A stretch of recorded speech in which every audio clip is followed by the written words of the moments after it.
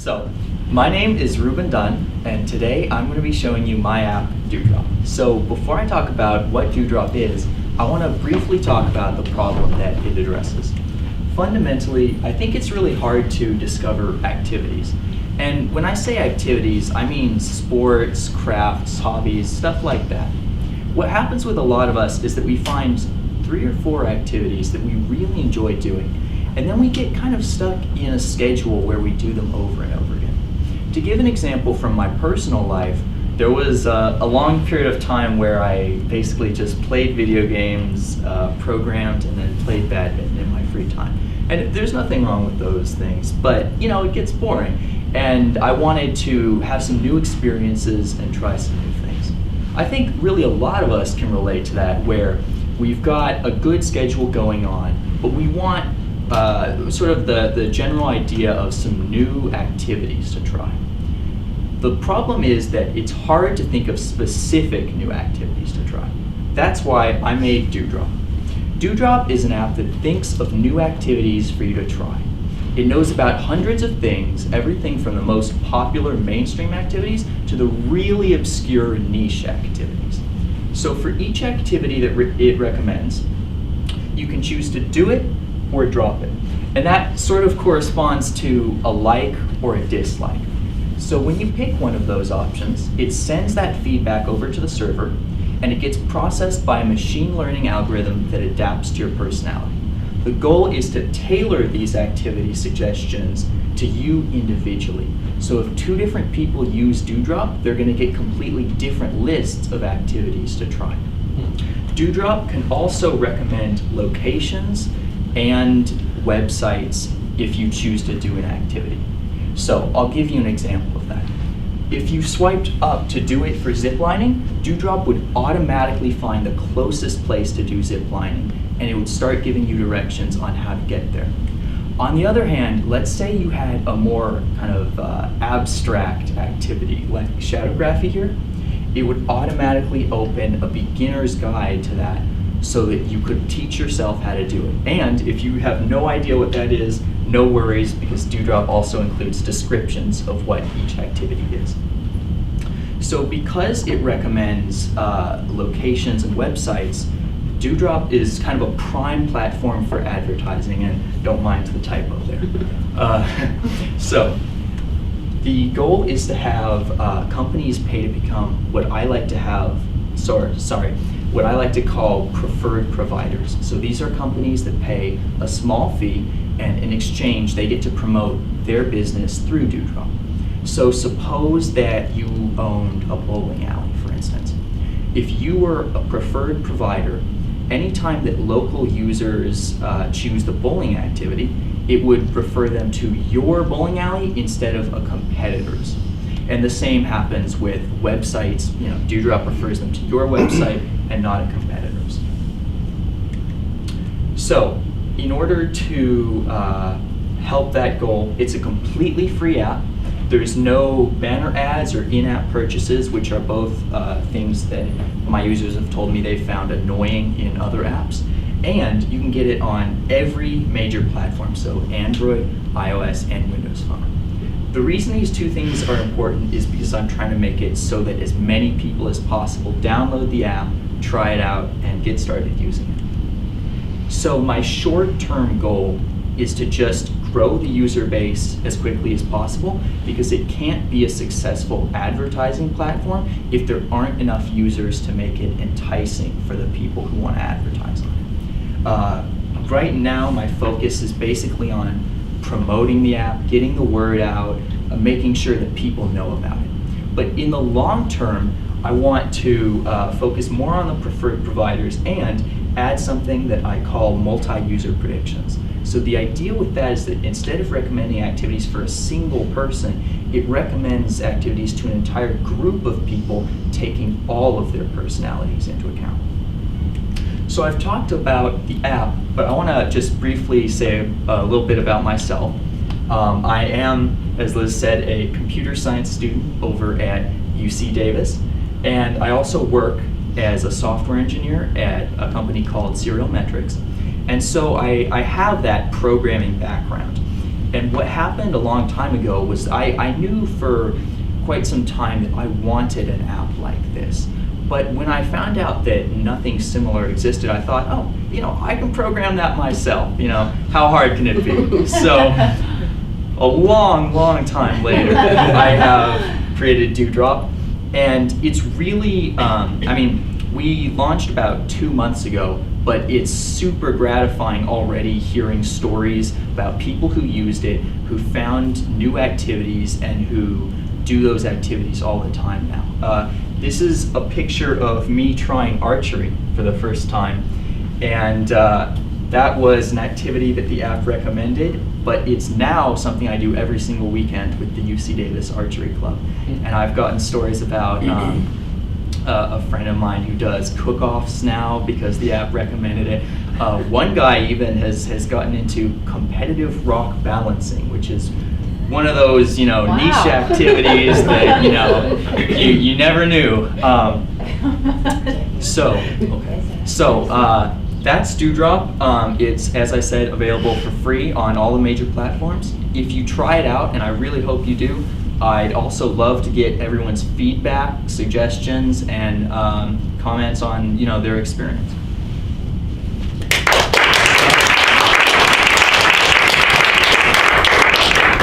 All right, so for those of you that are new here, we start the Q&A by asking you the question is, what can we as a community do for you? So this is your opportunity to elaborate a little bit more on what you're trying to accomplish today. Absolutely. So one of my challenges right now is, as I said, my focus is on promoting the app, getting the word out, etc. And this is my first startup, so it's a bit of a learning experience. I'm trying lots of different things to market it and seeing which ones work. So for instance, I'm trying Apple search ads. I did an interview with the College of Engineering. I'm working on some t-shirts for swag and everything.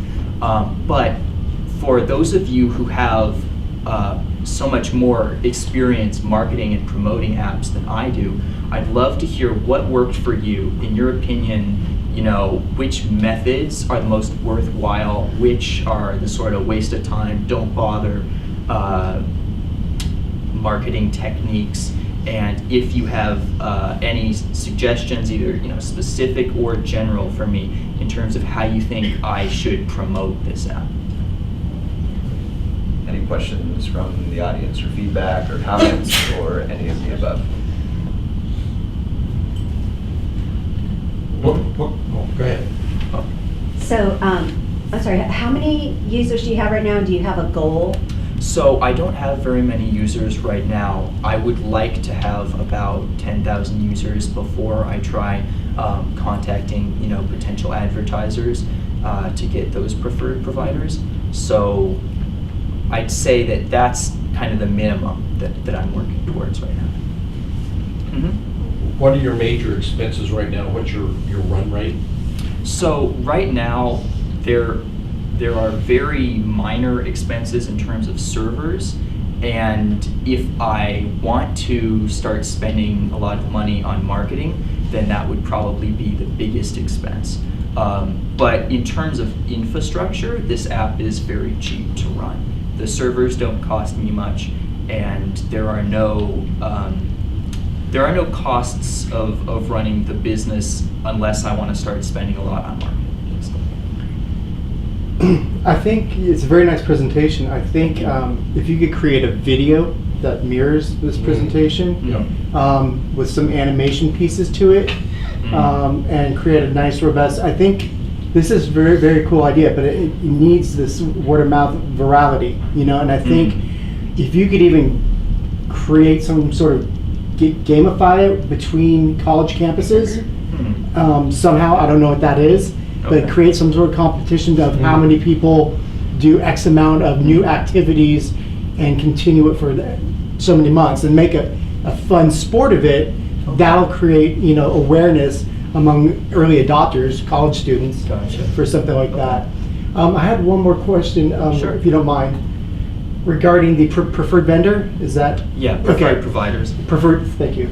Great idea. Will there be some way to rate them? Because just because they pay, you don't want to have somebody with deep Right. pockets and a sucky Right. product, creating a bad user experience. Yes, that's a very good idea. I think that in the future I'd like to have a system, but Mhm. it does not. It's not currently in Right. the app. So as of right now, there's no way to do that. But I would like to do that in the future. Cool.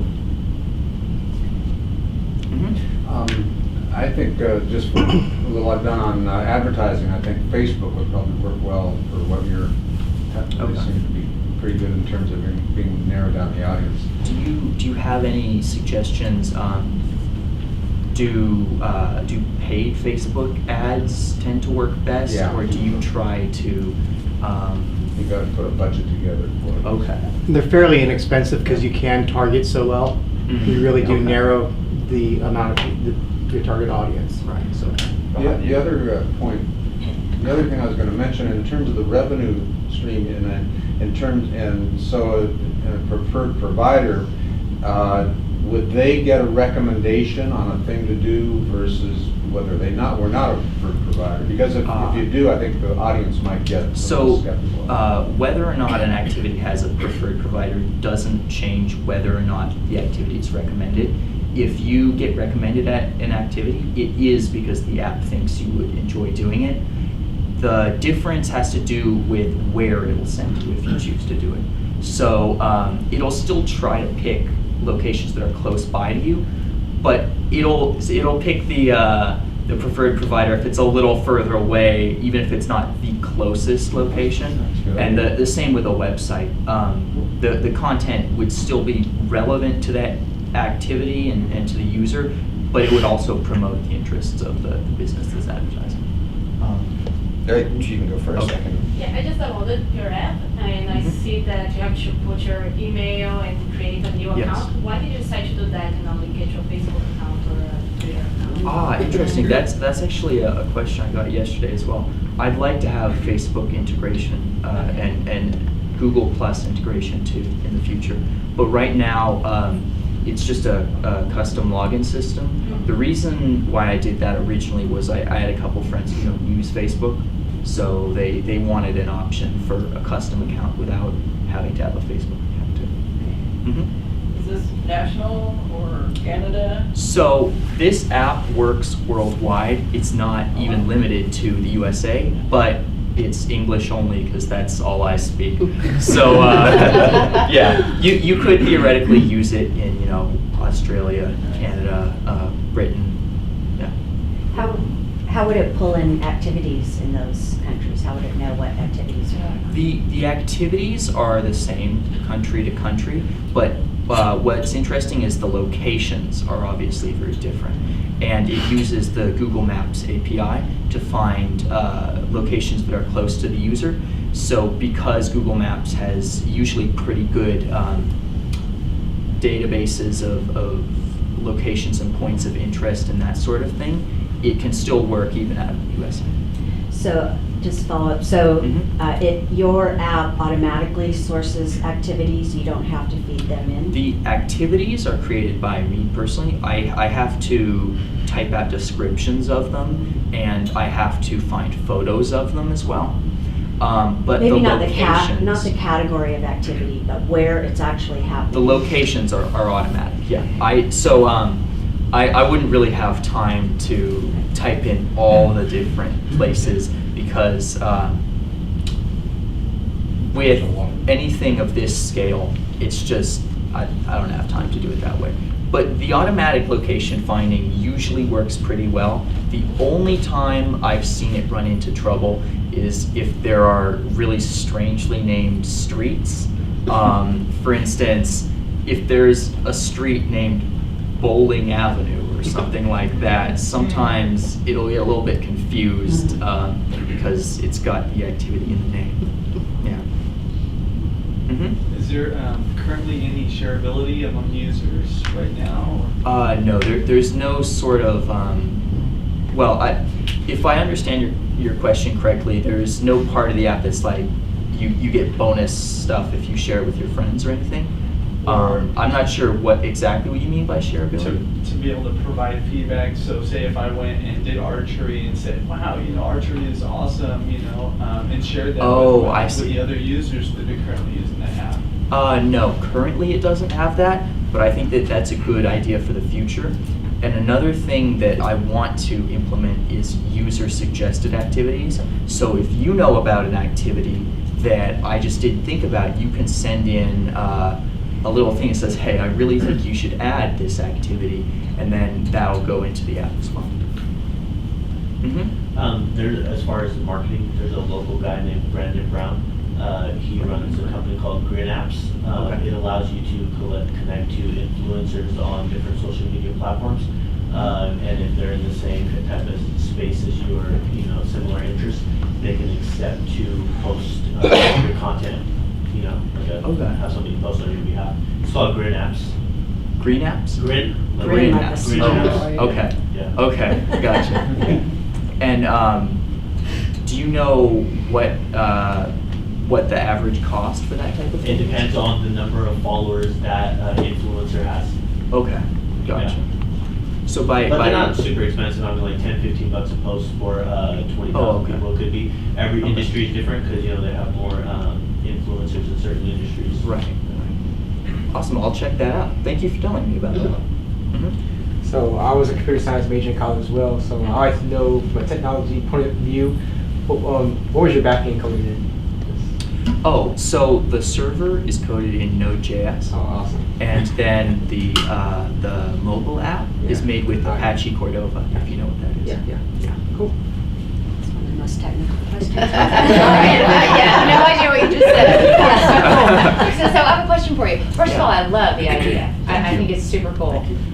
Because I am somebody that I like to try new things, and I'm Yeah. lost on like where to even start. So I have to depend on somebody on Facebook to mention something. Yeah. So I really like your idea too of like a video.